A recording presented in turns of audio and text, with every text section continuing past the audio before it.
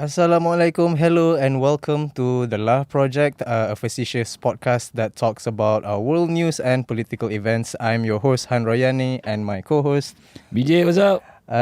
So today we have a special guest, but before we introduce him, we have a few news to cover basically. Oh, Yeah, so it's been quite the week in Malaysia. It's been quite the week. A lot of things have happened, but going from international news first, do you know that Trump is visiting 3 Asian countries? Malaysia is one of them. Malaysia is one of them. Yeah, so hopefully we can get him on the show. What's the other two? The other two is Japan and China. Oh, Yes. he's going to China? He's going to China. Like official state visit? That's right. Yes, he's going next year. But he was making a big fuss about not wanting Anwar to invite Chinese delegates to the ASEAN Yeah, summit, right? he did. Right, yeah. But I think they are trying to work something with China because China is at this point an unstoppable economical superpower. Yeah. Comparable to the US probably. Not, I don't think it's probable anymore. I think that's the case, you know? Yeah. Like, it's back to like a bipolar kind of world order, you know? It's not just the US anymore.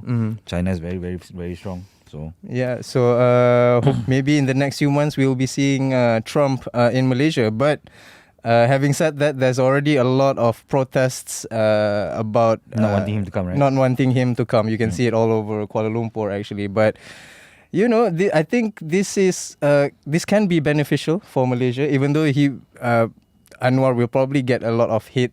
What can be beneficial? Him coming? Him coming. Okay. Yeah, I mean business opportunities. You know, maybe they can discuss Foreign more about investment. foreign investments, Yep. trade, tariffs, and stuff. Yep. So it may come across for it may be good for Malaysia in the future. Who knows? Who knows? Who Yeah. knows? But like, I mean, to be fair, like PMX has not been the perfect prime minister, Okay. especially like in terms of how he has tried to bridge the gap between essentially maybe not outwardly, but essentially tried to bridge the gap between UMNO and like the urban suburban right.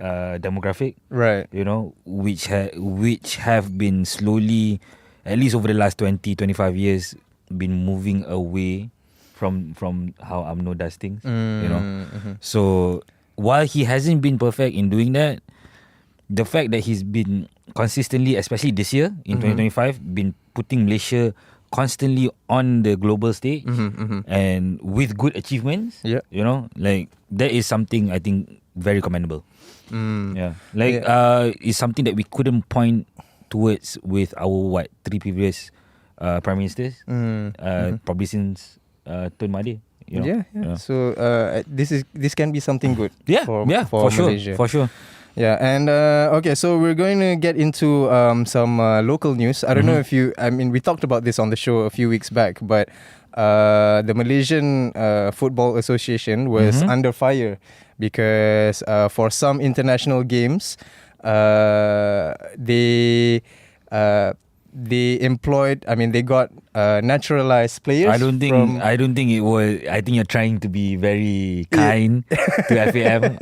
I think the right way to put it is the truth, and is that these guys, FAM, in cohorts with the Malaysian government and Malaysian immigration, you know, like issued my cards to these guys, pretended they were Malaysian when they were not, and let them play for the Malaysian national team, which is all sorts of screwed up. Yes, there's a lot for us to get into. But before we start, I would like to introduce our special guest for today. Yes. Mr. Nadzry. Yes. Thank you so much for coming on the show. Mr. Nadzry, he is the founder of Shah Alam United Football Club, and he is also involved in Selangor Football Club, basically.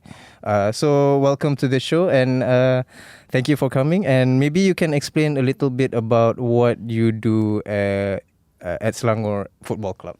Oh, sure. Thank you. Thanks to you both for having me. Thank you. Thanks Really for coming. excited. Yeah, hopefully we can share, if not much, but bits of about Malaysian football. Yep. Yeah. So yeah, like you explained, I myself I own I would say an amateur or semi-pro football club based in Shah Alam. Shah Alam United for about almost I think 24 years. Wow. It's been since 2001. Wow. So I'm the founder and the president. It's been running quite well with our academy. It's a grassroots setup and everything. We have all age group categories from 4 years old until up to the adult categories basically, and even the women's team. Right. So that's briefly about the club that I'm running. And last time was just about passion, which is about what I like to do besides doing work and so on. But now it's already becomes a kind of a profit making kind of thing. We have academy, so we gain some revenue. We could hire a few coaches. Hanif one of them. But I mean, it's great when you get to turn your hobby into your work. Exactly. Like that's fun. Exactly. Because my motto is we bring passion to work. So it's always that.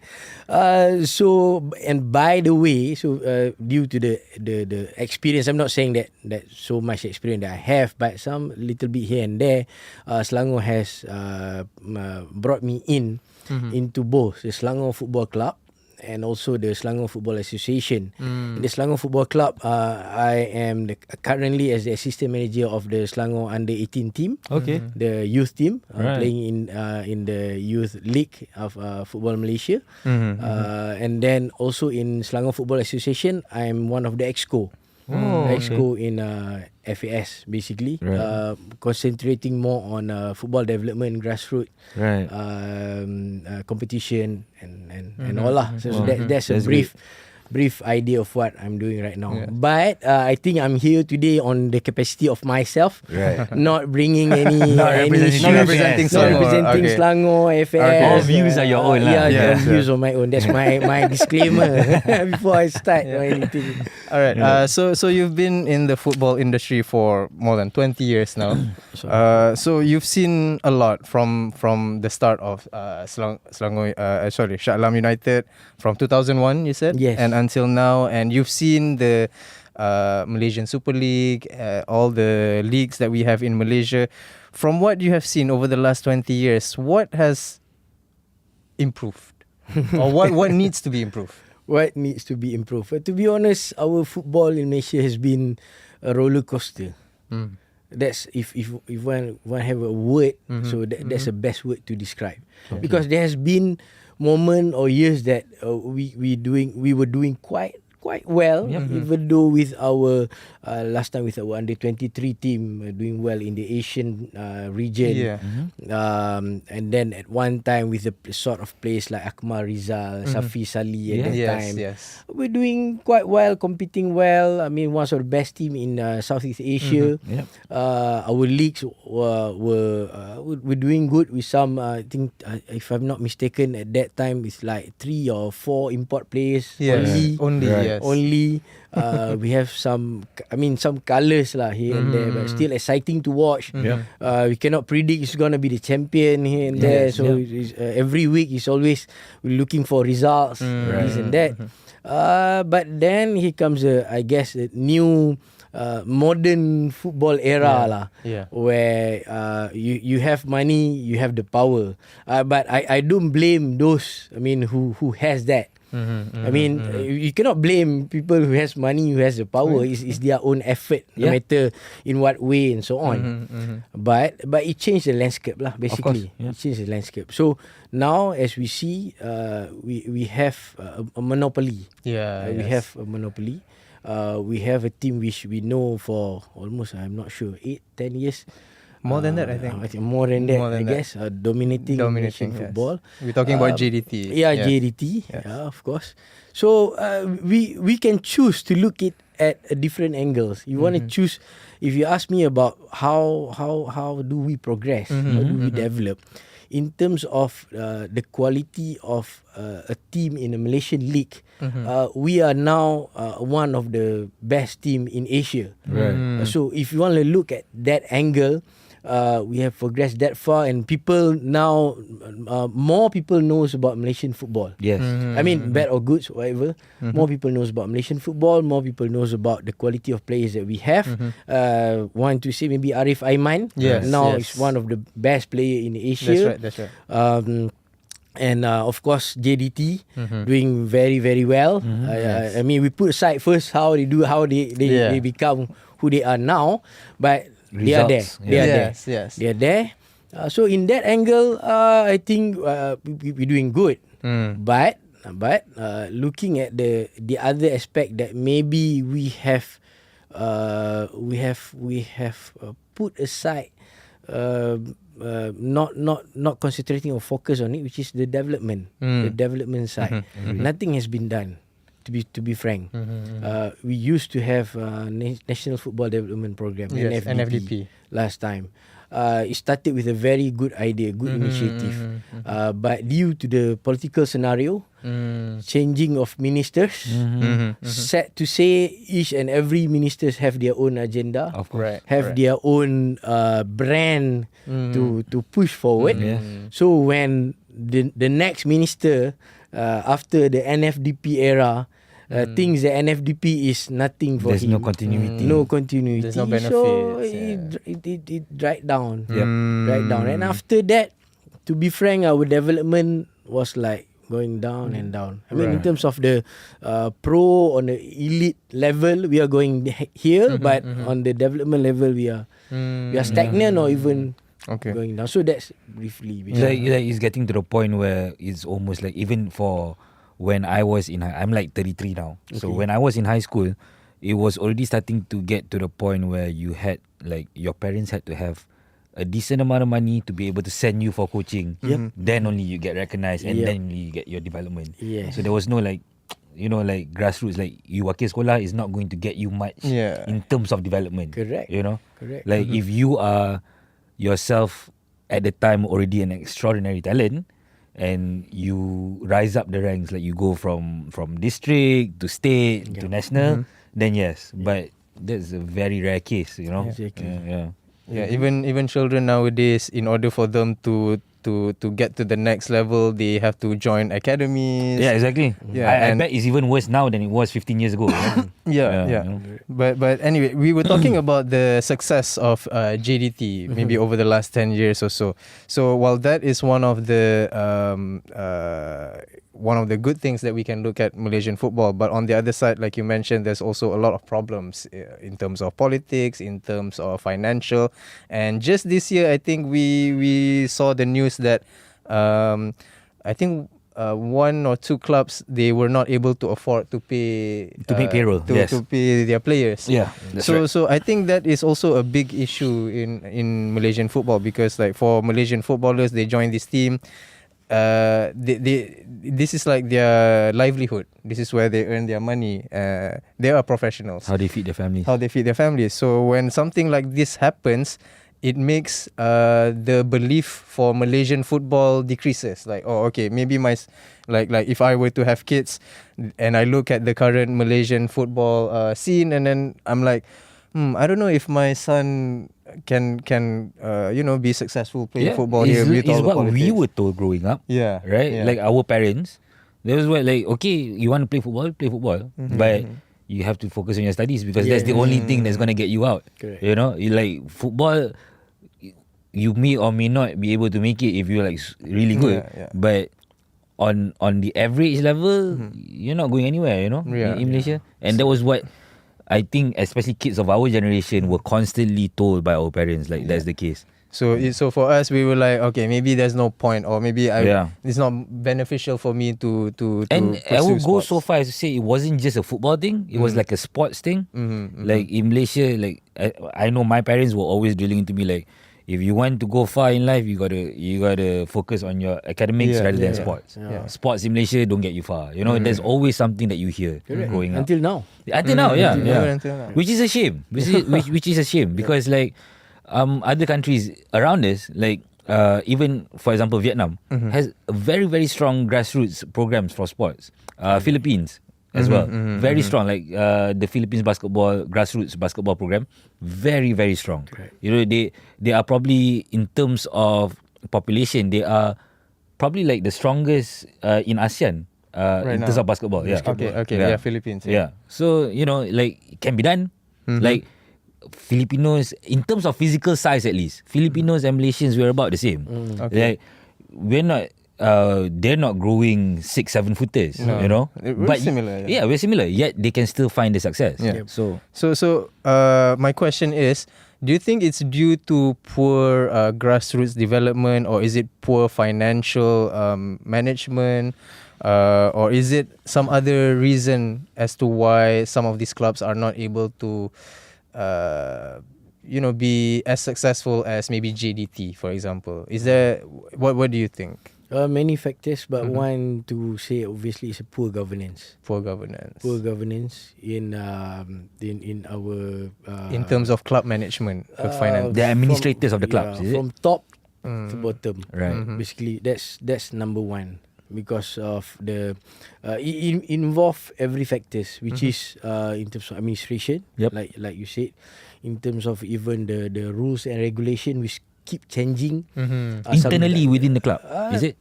No, I mean in terms of the league, terms of the league. Oh, yeah, okay. Rules sometime this year you can, for example, this year you can register. You have this under 20 league. Okay. For instance, for under 18 league. Okay. Suddenly next year you abandon one age category. Now Then what you happens have to the a players in that second category? under 20. Yes, exactly.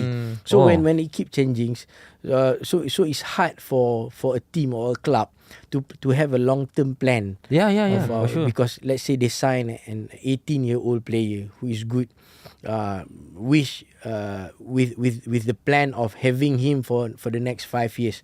So next year he can play in the under 20 squad, and then after that, after 2 years, 3 years, we have the under 23 squad. Right. And then you can, if you're good enough, you can break into the first team. Right. So we used to have that pathway. Yes. But there are years, I don't remember the exact years. There were years that suddenly we scrap off the under 23. Suddenly we just have the Premier Division, the second team. Right. So basically, is a first team, the extra players who The reserves. the The reserve who don't yeah. have much minutes, game time, game time in the first team. So we play in the second team. So it's no longer the under 23 or anything.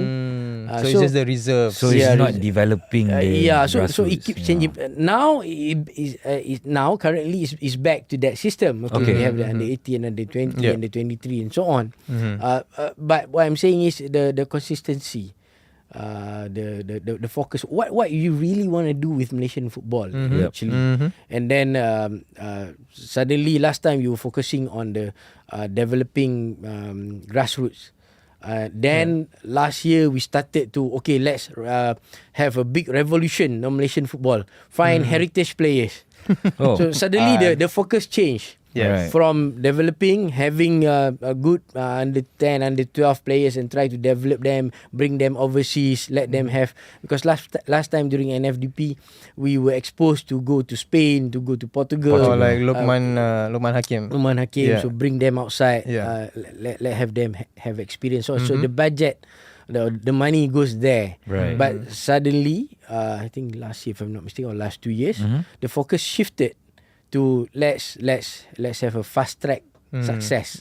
Get Right. naturalized. Naturalized Yes. player. Find as Yes. many as you can Yes. from Europe, from Yes. Okay. wherever. Yeah. which So part of that's the world. thing. I think that's the main thing that we want to talk about today. So, over the last year or so, we have.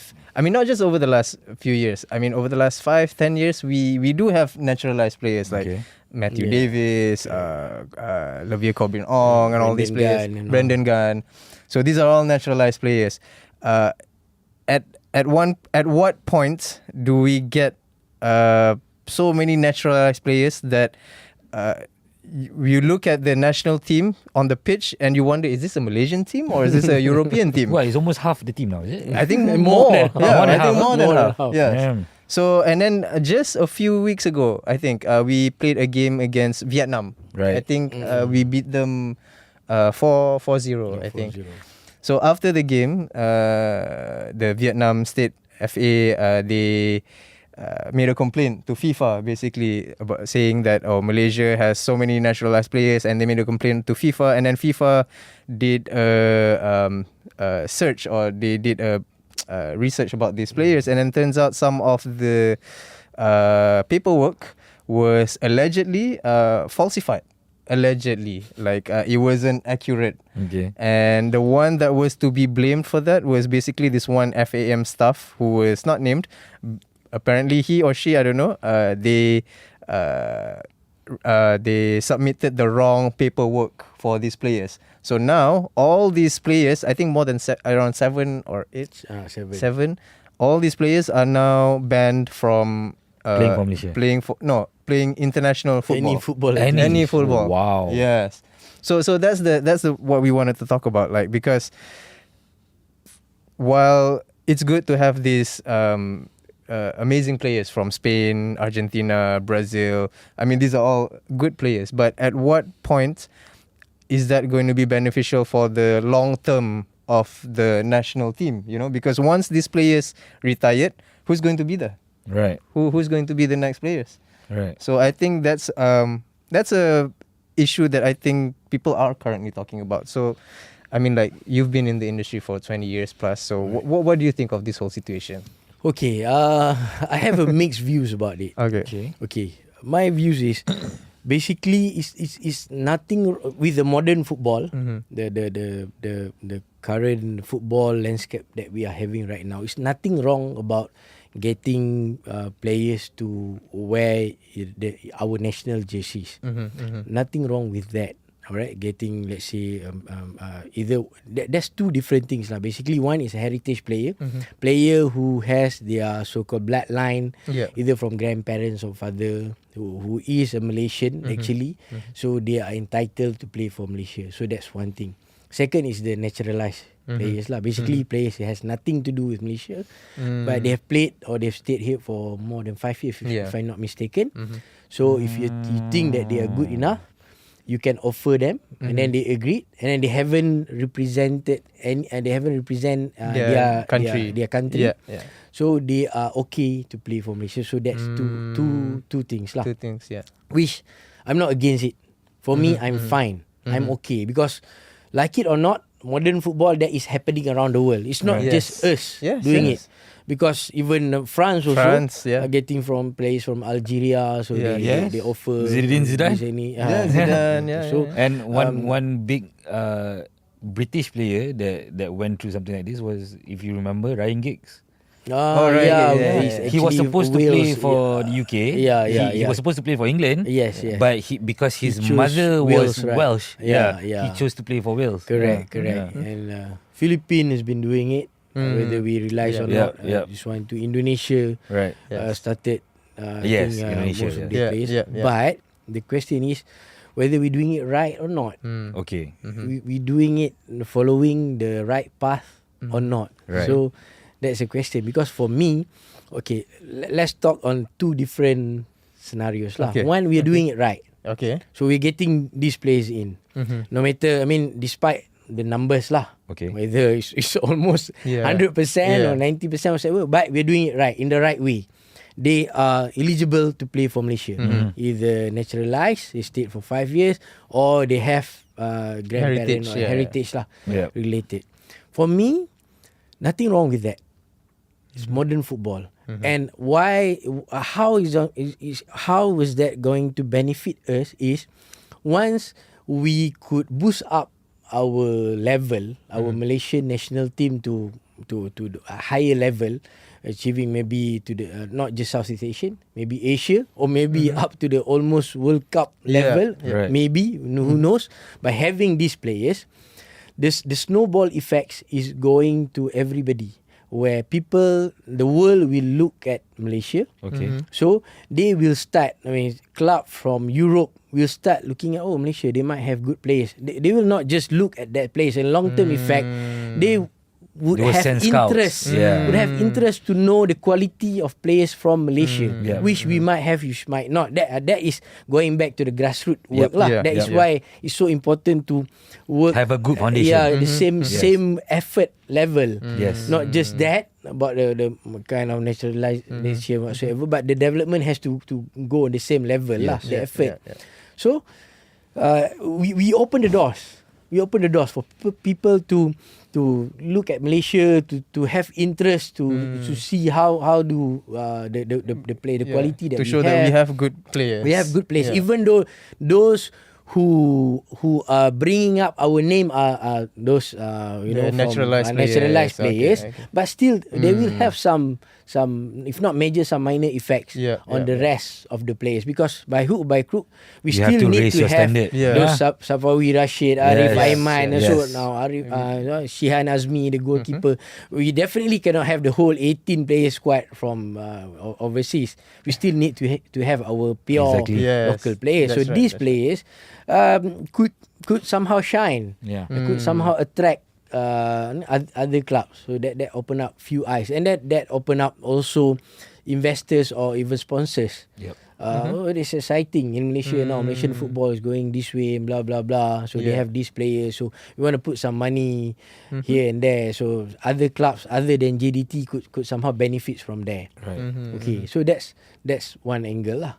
On another angle, if we are doing it wrong, okay, like what our friend just mentioned at the beginning just now, no proof of whether they are really related. Yes, I mean, they deserve to be Malaysian or not. That is something, a very shameful thing to do lah. Because we don't want to win. We don't want to go fast track by cheating. By cheating. Yeah. Yes. By cheating. Question mark whether what is happening right now, who's to be blamed. For me, it's simple. We want to bring those 7 players in. So I know, and I'm not really well versed in our perlembagaan. Right. I know here and there, but I'm not the person to talk about perlembagaan or whether what is right, what is wrong. Right. But from my understanding, yes, ministers or even the government somehow has the right for certain special case to give nationality. Correct. But my question, which I would love for somebody to answer this question, it's been in my mind. In order for these 7 players to be given a Malaysian passport or IC or whatever, we must have a reason why. It's not simply that, I want to give you Malaysian IC. Right. We must have a reason. Yeah. So, okay, the reason is why? Because we want them to represent Malaysia to play football. Okay, even for some people, I have been applying for 20 years for my son. You know, those other people or my mom born here. I know that will be an issue lah. Okay. But in this kind of thing, the objective is to make them to represent Malaysia. Yeah. Okay, we put aside whether it's a small or big reason or not lah. Okay, fine. So in order to bring them in, as a Malay, whoever responsible for it, FAM or whoever lah, you must make sure that in terms of FIFA rules, they are eligible to play for Malaysia. Right. Correct. Because FIFA rules and our government rules definitely a different thing. Yes. Our government has our own perlembagaan who Yes. can be Malaysian citizenship whatsoever. Yep. For FIFA, they have their own rules lah. If I'm not mistaken, 3 main thing, whether they have stayed in played in Malaysia for more than 5 years, their father or mother is a Malaysian, or grandparent is Malaysian. So those 3 things. And that they've will never make them represented another never national represented country. other countries. So for you to make a move to bring these 7 people to bring them to our government to say that, okay, give them Malaysian IC, you must make sure first that they have no issues to represent Malaysian national team. Alright, so that has to be done first. Yes. Okay. But something wrong somewhere when I'm assuming they are so confident that they bring this in. The government assuming that, okay, because It's coming from FAM. it's coming from FAM, we want to represent Malaysia whatsoever, blah blah blah, even though maybe that's a very very unreasonable factor to just so easy to give IC back. That's another story lah. There's another session to talk about, I guess. So they got the IC. Right. But after they got the IC, they play for Malaysia. somehow FIFA discovered that they didn't comply to those rules. So, But okay, even with that issue, right, the FIFA issue, right? When the paperwork was submitted for these players to play for Malaysia, right? Yes. FIFA accepted it. FIFA accepted it. okay. Why didn't FIFA, as the governing body, as the administrator of world football, essentially, right? Why didn't FIFA do their due diligence? Why did they not like go through like, okay, if are these 7 players actually eligible to represent Malaysia? Why did it take Vietnam complaining after a loss? Yes. Why did it take that for FIFA to take action? So like FIFA, I'm sure they couldn't have played for the national team if FIFA didn't sign off to begin with. When the paperwork was submitted, right? Yeah. So the argument was from the Malaysian FA is that we submitted everything and FIFA approved it. Yeah, exactly. Yeah, FIFA approved it. And then after the game, when Vietnam started complaining, that's when FIFA decided, oh, you know what, there were We some... have to save face. There is something wrong with the paperwork, so we're going to punish these 7 players. We're going to punish Malaysian FA and stuff. So I mean, like, is the fault with the Malaysian FA or is the fault with FIFA? Who's not doing their job at the moment? If you ask me, it has to be with FIFA, no? I personally, I won't blame FIFA. Because in any situation, let's say even as simple as you are organising your whatever community football tournament. As simple as that. We take a very simple example lah. Okay. You're organising and say Shah Alam 9-a-side football whatsoever. Okay. So teams, let's say 32 teams submitted their name list. Okay, it's a team, so it's supposed to be, let's say, under 20. So everybody submitted with the IC number and everything. So okay, all under 20s player with the IC number, names are there and everything. Okay, all teams are good to compete lah. Basically, everybody got the green light. So as the organizer, basically, you have the criteria. Okay, you must submitted full 20 players name and IC, submitted by certain deadline, pay certain fees. Okay, everything all comply. Okay, all good. Okay, you can play. Because there are clause in there that any discrepancies or any basically penipuan lah or anything is 100% responsibility under the team. Right. Okay. So they are covered already because basically the first year you comply, you pay, you submit according to list by the deadline and everything. Okay, you are good to play. Okay. After you're playing, either two, whether you play, you win whatsoever, no issues. Nobody raise any complaints or any doubts or anything. Okay.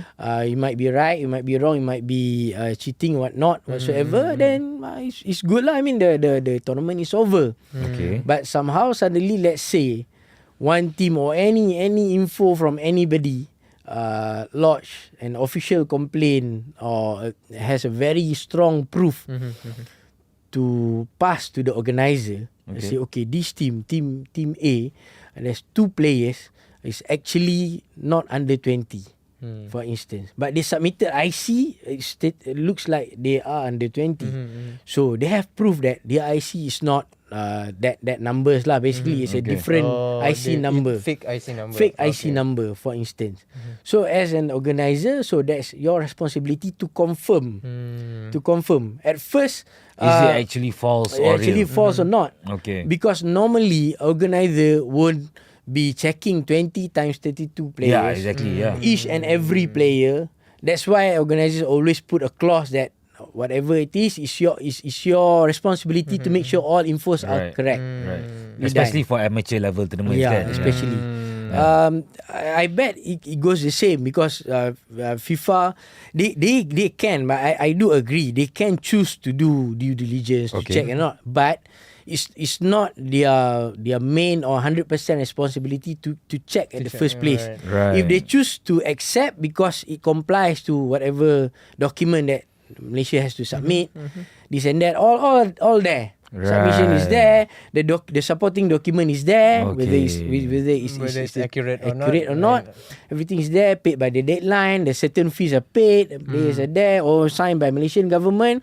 Okay, nothing And they wrong. have and Malaysia government already issued passport Already and issued card. passport and so on. So for them is all Everything is all, okay. all good. Suddenly, there's maybe a clear and obvious proof from who knows who lah. I mean Vietnam ke Siapa for ke. whoever lah. You come, you said there's a proof that make FIFA wants to investigate more. Yeah. I bet that it's not a simple or it's not a minor proof. It must be a very very solid proof for them Right. to make a move to do a further investigation. Correct. Then they need to reopen the file. Right. Reopen the file, find out whether the accusation is correct or not. Yeah. So then it appears that okay, everything seems to be different than what has been submitted. Yeah.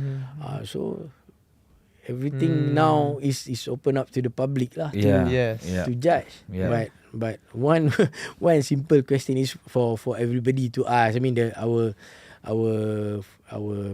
football lovers in Malaysia has been asking even that day in the press conference. I bet you guys see the reporters. I mean as easy as if you're right, share with us the birth certificate. The birth certificate that you were saying that Figueiredo's grandparent is really from Malacca, from Penang whatsoever. Right. Show us. Just show. It's simple as that. The record should still be there. Yeah. Because Indonesia shared all the Yeah. birth certs. Even last time when we wanted to get one player from Holland, I forgot his name, and then FIFA didn't approve.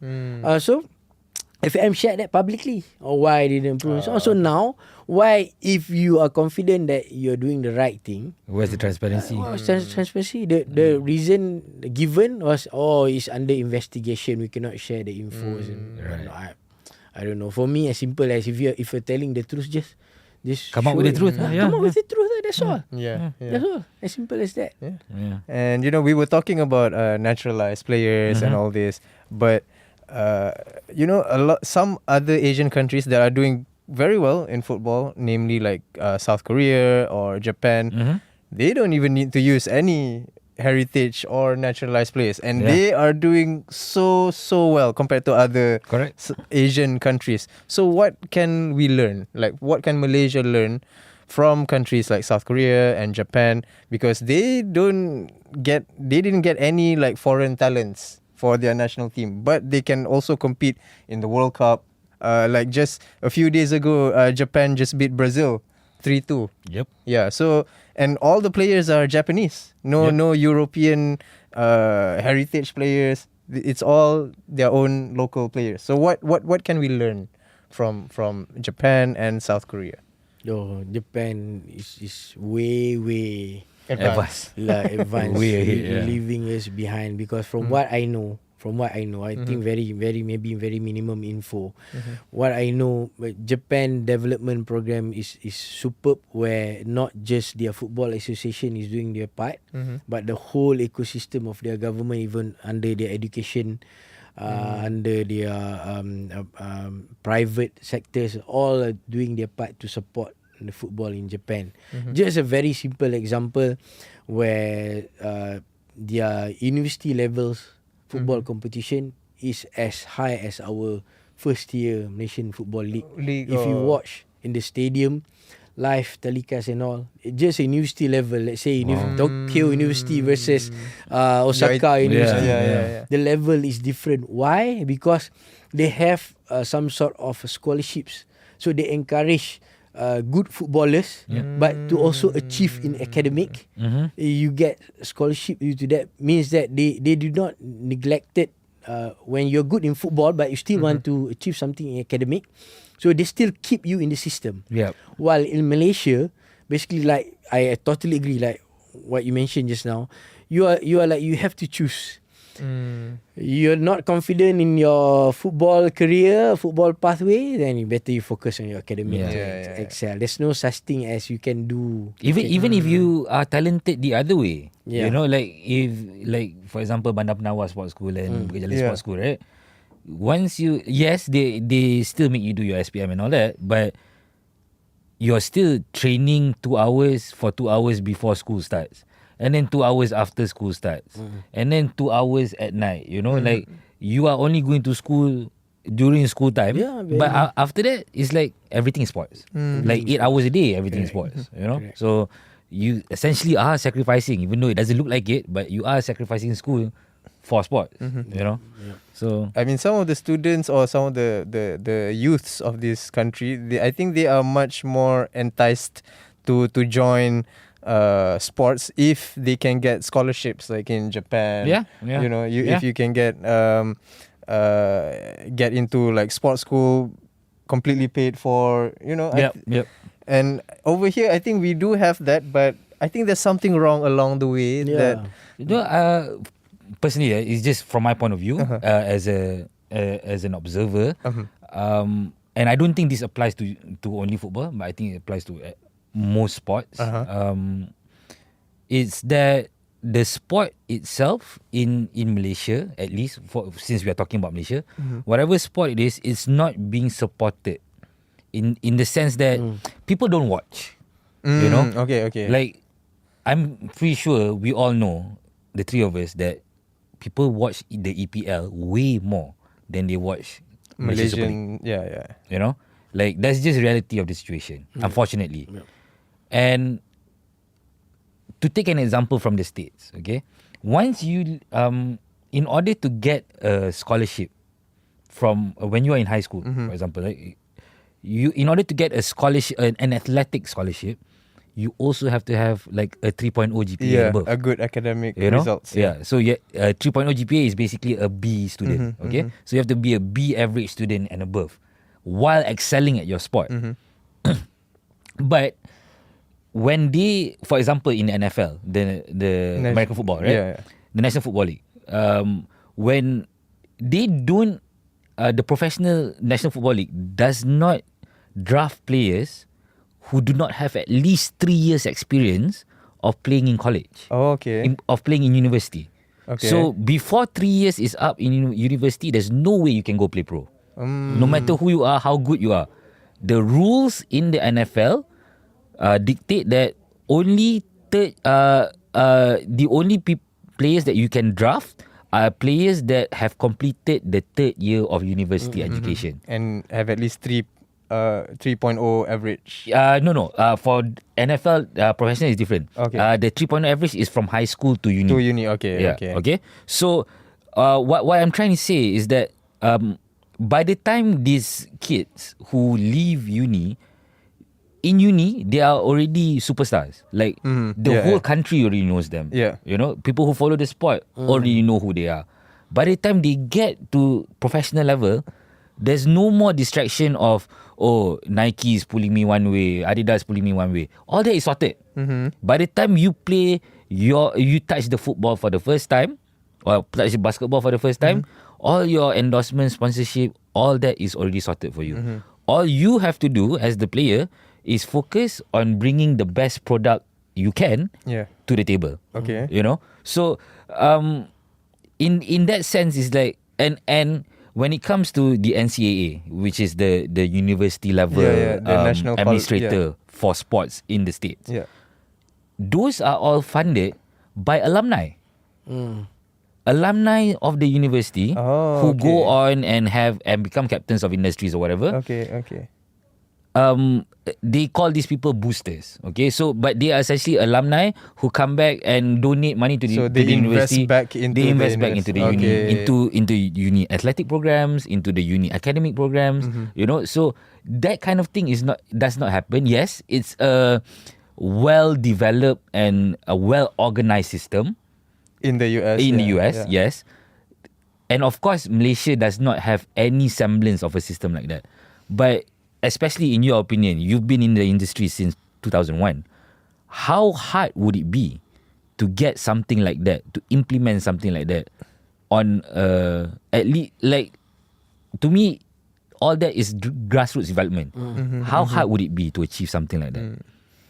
Is it a matter of financial issues or? Of course, if you ask me, of course. Like, finance has to be, it is the number one deal. Like, however, like you said, like playing for passion, like that's great.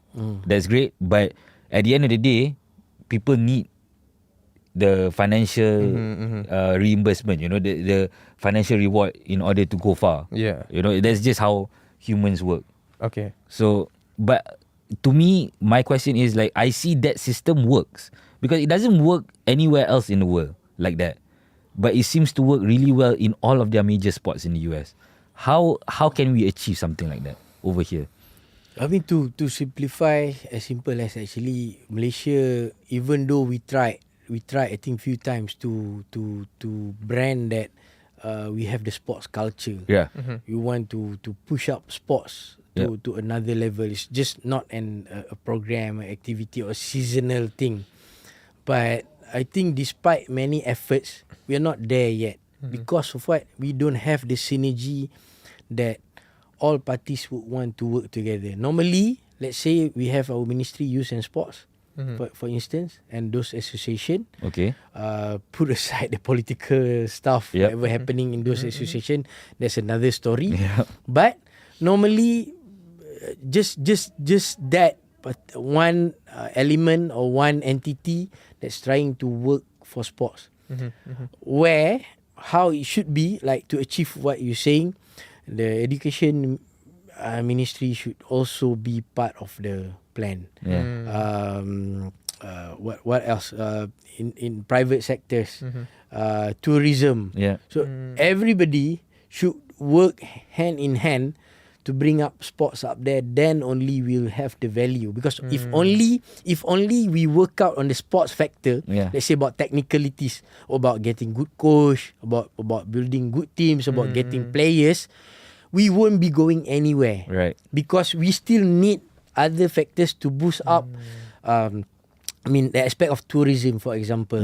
How to boost, to create as many tournaments, competition as possible to bring people to from watch. other countries to come or to watch, to participate. Then only investors or sponsors would like to put their money in because they see very good wide coverage and so on.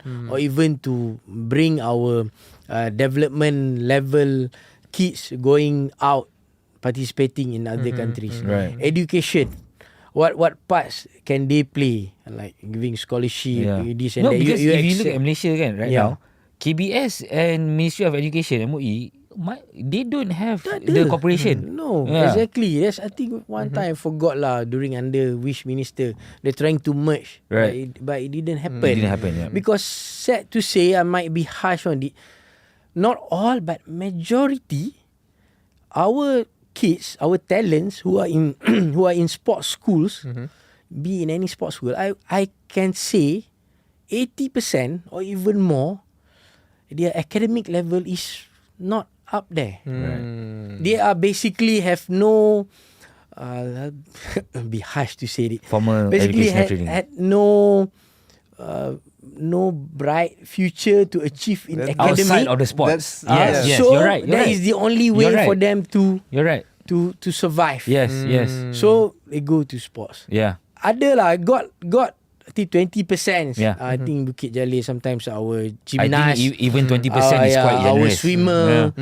Like Yeah. last time Leo Mani, if I'm Yep. not mistaken, got achieve a straight A, something like that. That's good. But we should produce more smart athletes. Yes. That is another thing where could have contributed to a better sporting nation. Yeah. Athlete with brain. Yep. Do you think the problem is like the culture within the sports industry, like in terms of mentality? Maybe some of the footballers, they're not as ambitious. They don't look like they don't But look I at think the that goes to an even more upstream issue. like the parents. culture issue. It's the parents. Oh, okay. Yeah. Okay. Maybe that's a That's another big one. Though. Like Correct. people don't like to talk about it because a lot of us are parents. People don't like to talk about it, don't like to say it, but there is a part of the culture. Yeah. Saying that, sorry, about parents, that's another big thing why we are very, very, very, very hard, very challenging for us to boost up in our sports development because our culture, our community here in Malaysia are still at that level where winning is everything. Yes. Even though your kids are 6 years old, 7 years old, 8 years old, you are thinking only about winning. we want to win. I need a medal. I need a I trophy. need a medal. Yeah. You go in this competition, you must win. Or you cannot win, this coach is not good enough, you change coach. Yeah. Bapak bayar RM200 for you this weekend. You make sure you come back with something. I can say 70-80% of our mentality is still about that. We want to focus on getting the best athletes who can win games at that age. Where it shouldn't be.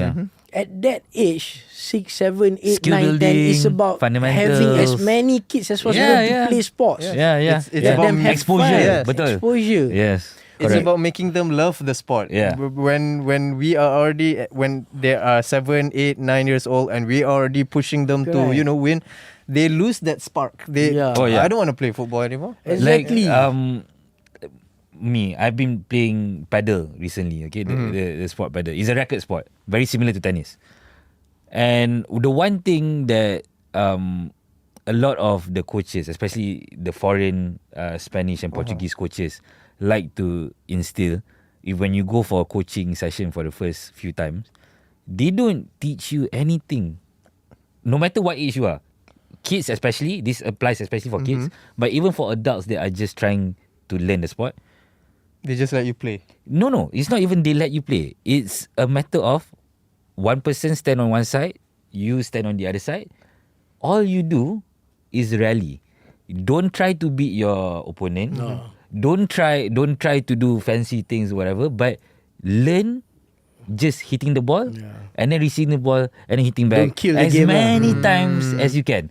Keep that going. So that the more times you hit the ball, that's little by little you falling in love with the sport. You know? And to your point, that's exactly what should be done with football as well. Like, let the kids have a ball at their feet constantly. You know, like rasa pass bola, you know, like control bola, all those kind of things, you know. Like, that should be at that level, at that age at least, 6, 7, 8. That should be the main thing. Yeah, correct. Develop the fun in football. And if I may say, I know it's easier said than done. Yeah, of course. But the point that maybe an indication, I don't know. I would want to say this. Maybe I'll see in next 5-10 years time whether it happening. The way to know whether our sports culture is changing or not. The point where we don't see that. Badminton mostly Chinese. Right. Basketball just mostly Chinese. Football mostly Malay. Right. The point that where everybody, all races want to play football, all races are many to play badminton, to play basketball. Everybody, that is the point where our sports will go to another level. Agreed. Until then, right now, we have the perception that, okay, we play this sport is conquered by this and that. Why? The system, something wrong somewhere. It should be for everybody feel comfortable to play in any sports. Then we can see as many talents as possible. Because there's no such thing. There's no research saying that, okay, you're Malay, you're only good in this. You're Chinese, you're good in this. You're Indian, you're only good in this. No, nothing. It's just because of the environment that we created. We created since years ago. Or that, okay, you play this sport. Play this sport. Well, it shouldn't be that way. That's right. Yes. So until then, sorry to say, our sports is still at this level. Okay, so unfortunately we don't have too much time left, and earlier just heating up. I mean, earlier we were talking about what was it? Sorry, I lost my train of thought. Sorry. Tak boleh edit je lagi. Sorry, what was I wanted? What development, heritage player. Okay. Sorry. So we have talked a lot about Malaysian football, Malaysian sports, and some of the things that needs to be improved. Okay. But maybe we can focus on some of the positives. So what are we doing right, and what can we look forward to in the future? You know, because we've been criticizing a lot. So what can we, be proud of? In Malaysian football. Okay, I mean, if looking at the positive side, we are still, even though despite all the mess or the hectic scenario happening in sports, families or parents still has that interest to let their kids to play sports, any sports. I can still see that in almost every families, they will still want their kids to play at least one sport. So it's still there. We hope it won't die lah. It's still there. I think in almost every house you go, I would say 99% mesti at least, even chess. That's a sport as It's well. still a sport. Yeah, still It's a sport. Yeah. So at least each and every parent still want their kids to play at least one sport. So at least we still have that. You still have that. But how to benefit from it lah? The system must be right. So the positive thing is the interest, the passion is still there amongst Malaysian. We still look at sports as, I mean, different views. Some may look at it as a great pathway, a great career one day. Some may look at it as good activities to do by the way. I mean, other than studying, other than this and that, can play sports. Some might think as it's a good activities to build character. Of course. Because for me, sports is not just about glory, winning, but also developing you to become somebody who's not easy to give up. Somebody who likes to help each other. Somebody who has Develops leadership. your character. Develop your character. Somebody to be outspoken, to fight. So that's important as well. And another positive thing, we still have people, we still have important icons that we still believe in sports, who still want to do something in sports. Be in a different thing, like KJ. Even though he's no longer minister the or minister of anybody, sports, but his passion in seeing our sports industry going somewhere is still there. And other certain legends like Nicole David in squash, she's trying to do something. Farah Ann in gymnast. So those are our legends in sport who's trying their best to do something for Malaysian sports. So at least we still have those people who believe in Malaysian sport. But now it's up to us, everybody, the community, the people, the government, the private sectors, association, to do the right thing. That's all. It's a collective effort. Like me, speaking as a young parent, like I have two really young daughters. One is 3, one is 2 years old. And for me, like in terms of sports, it's simple.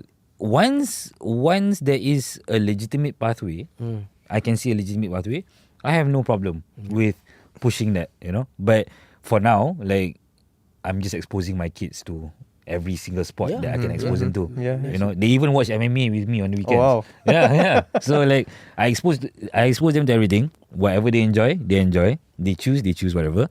But in terms of I myself growing up, I played so many sports. I never became close to being professional at any of them, but I played a lot of sports. I love sports. And the reason, like, to me, the only big hindrance is the ability to go professional in Malaysia. That's the only hindrance. But in terms of playing sports, like you so eloquently highlighted, there's just so many positives. Like in terms of the development of a certain person, like your character building, your perseverance, that kind of thing. That all that is, especially because we are a country, alhamdulillah, we are a country that is free from war. So we don't have that avenue to develop the perseverance that other certain countries do. So sports is our avenue for that. To deal with loss and wins. How to be a gracious winner and also a gracious loser. Both sides, not to be a sore loser. So to me, that's the only thing. Like I hope one day there will be a viable pathway for either one of my kids or any of the kids of the current generation to eventually blossom in sports. Like the people that you mentioned, like the Nico Davids, the Farah Anns, like in some capacity, they excel despite what they had to deal with. So that is achievements, to me, their achievements are on another level because they have to deal with so much that other people that of their peers at the global stage don't have to deal with. Yeah, and these are the kind of athletes that our young athletes can look up to. Yeah, you know? for sure. Yeah. Panela Rinong, that's another one. Yeah, definitely. Big definitely. fan. Yeah. Big fan of her. Yeah. So before we end the show, do you guys have any last words, for our audience before we end the show? I think we leave it up to our guests to close the show. Oh, okay. A lot to be said, but I would love to pull out a bit. Then you mentioned about 2-3 years old playing sports and so on. A very quick tips to everybody. Okay. Because I also still learning, Right. but I identify and survey from Japan, Korea, and China, Right. especially how do they develop kids. Basically, your guide, a simple guide, when your kids are starting to play sport, maybe at 3 years old or 4 years old, introduce them to gymnastic or even swimming. Okay. Because that's about flexibility, body agility and so on. Okay. Let them start with that, because after that we know their capacity to play in specific sports. Right. Once they reach 9 years old, let them play about 3 or 4 sports. Okay. Let them try 3 or 4 different sports.